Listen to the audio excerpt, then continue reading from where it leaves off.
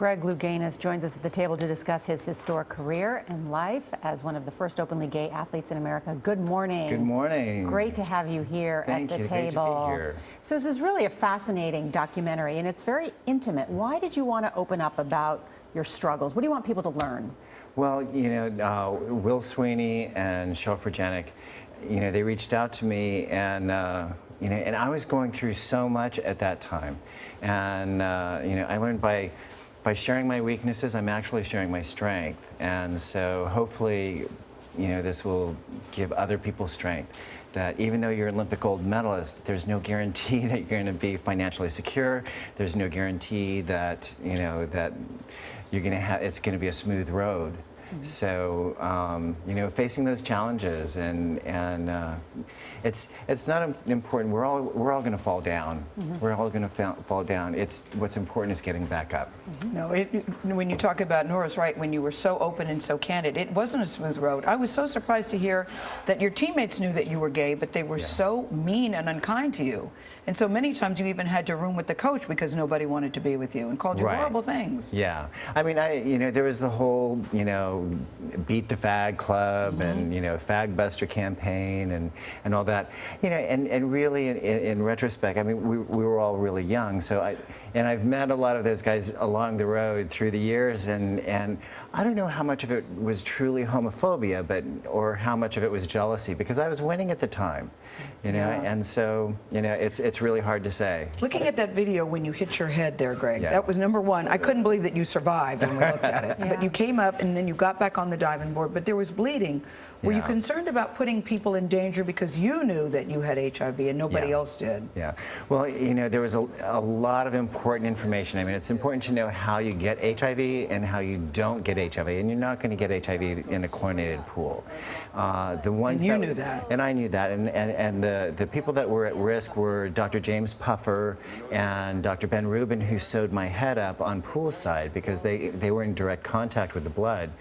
And so when Ron came to me and he said, "What do you want to do? You don't have to get back up there." Ron, your coach. My coach, Ron O'Brien, he said, "You don't have to get back up there. You have an incredible career. No matter what you decide, I'm going to support you 100%.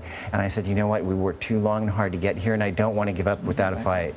And you know who is my inspiration to get through that time is Ryan White. The young boy who contracted HIV through his clotting factor. He was a hemophiliac. And I actually gave that medal to his mother, Jeannie White. What's your life today?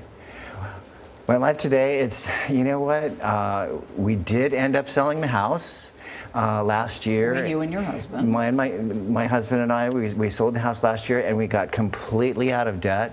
We were able to pay for our wedding, and so it's a fresh start. We got a whole new start. You were never on a Wheaties box, and your coach says it was because you were gay. Yeah. You believe that as well? It's hard. I mean, corporate America, I don't know that they were ready, to embrace me. I mean, it was rumored. I mean, there was plenty to read between the lines. Yeah. But I was coming up through the ranks at that time with reporters, and it was just my policy not to discuss my personal life with members of the media, and they respected that. Now, you know Bruce Jenner, but have you met Caitlyn Jenner? And what do you think about that? I have not met Caitlyn.